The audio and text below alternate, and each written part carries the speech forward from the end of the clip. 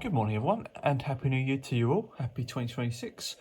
Today you're going to be having a little look at how my watch collection looks as of the 1st of Jan 2026. There's been some changes, there's been some removals over that time since my last video. If you haven't seen that, go check that out if you're interested in that. So yeah, let's start with the one on the left inside my actual box itself. So this very first one here. This is a bit more of a recent one. This is it's not as recent as some of them, but it's more one of the modern ones I've had in my collection. It's the Bulova Lunar Pilot 96A225. Now this watch, it really sort of appealed to me initially for the backstory. So the backstory behind it was not this watch itself, but it's based on the watch that was worn during Apollo 15. So this model they would have worn, but it's based on the model they would have worn in space. I'm quite interested in those sort of stories behind watches, especially if they're space related. And I did a review on this one as well as the brush style, the brushed casing style version, and I really liked it. It was in my friend's words, a simply nice watch. It made me fall in love with a simple black watch. It kept its boldness, yet it's subtle as well.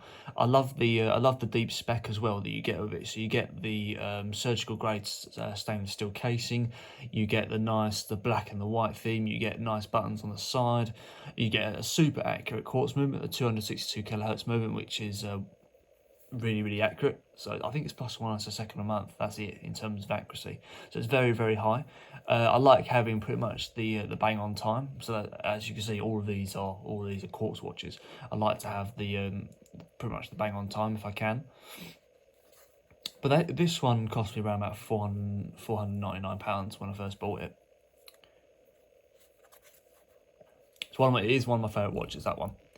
Moving down to this one here, we've got a Luminox Master Carbon Steel Deep Dive Edition, a limited edition, limited to, I think it's 750 pieces. And so this is one of my oldest watches that I've had. And back in, I think 2015, 2016, I wanted to keep track of the time when I was playing football. And I saw this online and I instantly fell in love with it. I've never fell in love with a watch like that before, and I did. It was simply the blue dial. It's the perfect tinge of blue, especially with that pale blue outer ring there with the red hands as well. It was simply, in my eyes, perfect, and I still see it's perfect today. I don't really wear it that much now because I really only really wear it for playing football, or if I'm doing outdoor sports or water sports. I don't really wear it that much. To be honest, compared to the other ones. Obviously you don't play football all day, do you, unless you're a pro. But so yeah, that's the Luminox Master Carbon Steel, fully housed in a carbon casing. A gold plated quartz movement as well is inside the actual watch, so it makes it super accurate. I think it's around a 515 with gold plating on it, I'm not sure. Waterproof to 300 meters, so very deep spec behind that watch. Moving on to the GMT. So this is the oldest watch that I've owned. This is the first one that in my current collection, this is the oldest one that here.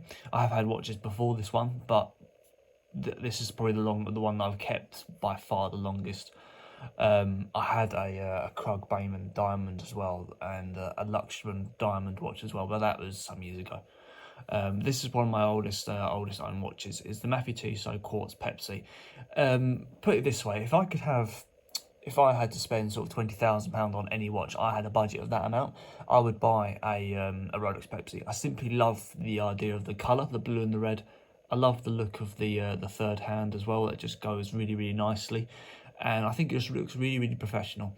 But I didn't want an automatic one. So back in sort of the 2015, 2016 sort of year, I was trying to find a Swiss one that was quartz, and this is what came up.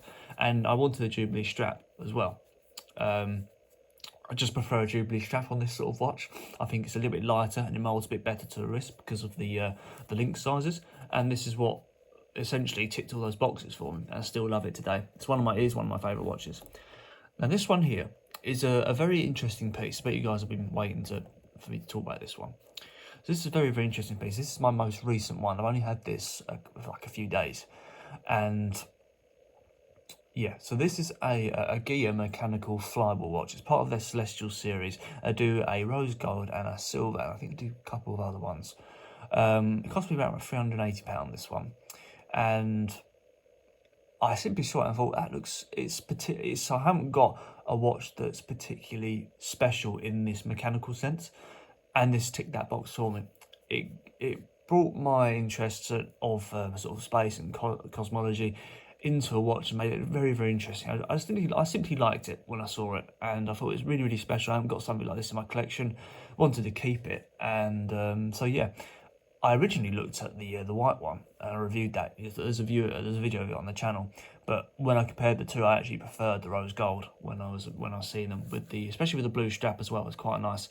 Brings out the colour a bit more in the dial and the casing. So that's about 380. This one cost me around about 280, and this was probably 500. Probably now it's gonna be a bit more because it's quite rare. So yeah, moving down the line to one of my other favourite watches is this Seiko Prospex Speed Timer. Now this watch is a bit of a revelation for me. It made me fall in love with the panda look of watches. So the panda look is obviously the white dial and the black sub-dials. I wasn't a big fan of this until I saw this watch. It was the jet black tachymeter, the jet black dials, and the polar white, the extremely bright white dial that came with this watch that made me fall in love with it. When I first had it, it was on a metal strap, and the metal strap is very heavy. It's heavier than any of the straps in here, and it's quite weighty, so I put it on a black strap. It's a bit more comfortable, much more practical to use it on that. But yeah, it's a simply brilliant watch to look at. It's in my top 3 easily, this watch. Cost around £600 or so. This one here, this is also a bit more of a recent addition. This is a Paul Roch Legacy Rainbow Limited Edition model. They do lots of other models as well, so you've got different Aventurine dials in green, blue, etc. But I saw it and I quite liked it because it was subtle yet bold at the same time. I used to have a rainbow watch before, but this one really shines out better with the baguette bezel there. The dial I thought was a little bit unsure on, but when I started wearing it, it's that black sunray dial gave a bit of a subtle touch to it, and the stainless steel hands give it a bit more shine as well. The baguette increments as well. It was a simply nice watch on a comfortable strap. So it's based on the Jubilee strap as well. It's got decent weight to it. It's not heavy and it's not light, so it's ideal for just general day-to-day use. But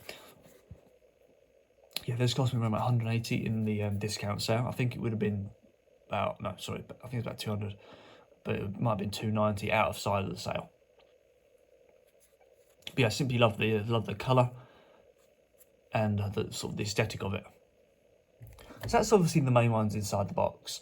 Let's have a little look at the ones outside the box. Now these ones, so they all have individual stories. This one, for those who might have noticed, this was in my box before, and yes, it was. I replaced it with the flywheel watch because I'm thinking of selling this watch. I am selling it if you are interested in a mint green Tissot PRX. When I take this out of my box, I don't often. I like wearing it. I'm not saying I don't like it. It's just I think I prefer to wear one of the other ones. So it's probably my least favorite watch in my collection, inside the box rather than outside the box. That's what I mean. It used to be a regular wearer of mine, but I don't wear it that much now. But I fell in love with it initially because it was shining like that in the window when I bought this watch up in a city in Chelmsford in the UK, and it's that bright Tiffany blue colour that really drew my attention, and it's got the ability to change colour. I love the sleekness of the design, but it's quite an in-your-face watch, and you got to be a lover of that dial. And I do like the dial, but only in certain lights, really. I often find that when I put it on, I'm like, yeah, I like this watch, but then when I put it away, I don't enjoy sort of putting it on to wear. It's only when I get it outside that I like it. It's a nice watch, but I am thinking of selling it. It cost me around about £320, I believe. One of the watches that was just an impulse buy. Let's take that off there.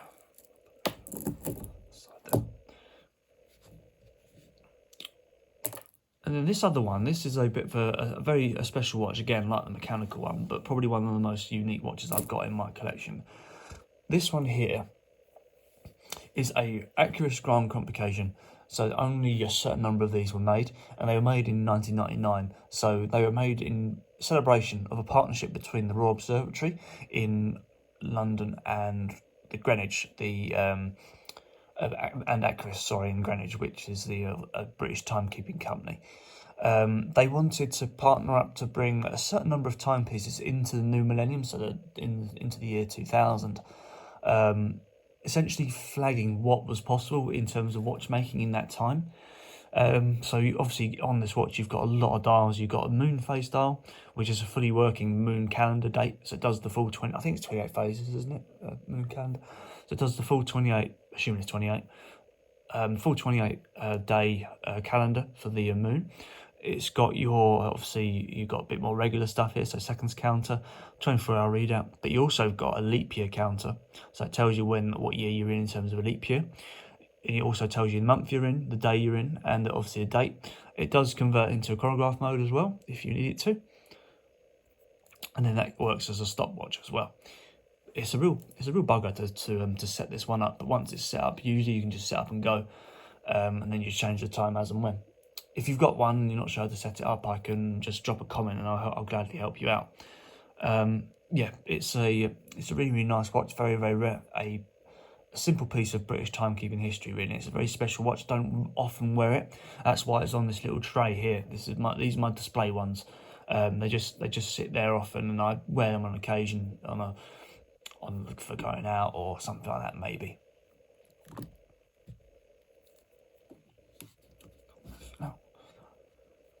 And finally, this one. This is a bit of an odd story behind it, really. Those of you who have been with me for a while have noticed that this used to be in my regular wears, and that's right, it did.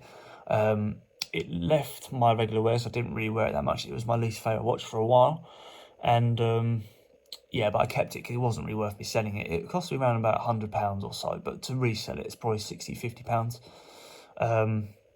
And for that, I'd rather just keep it because I still like the watch. I like to look at it, but as you can see, I haven't maintained it that much because obviously the time is wrong. I haven't even bothered to change the time on this one.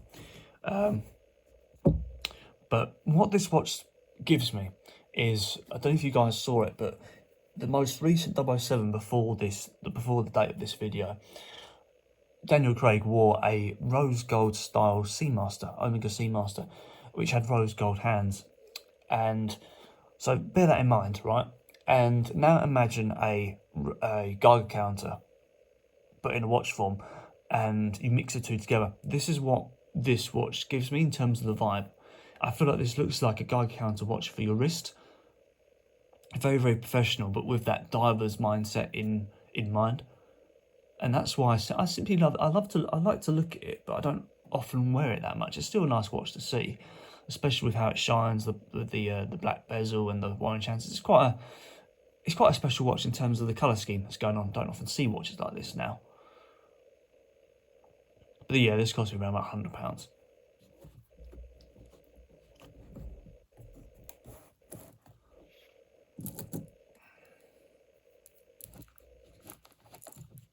So in terms of obviously the values you've got on these the watches, the most valuable ones are probably the ones on the far left.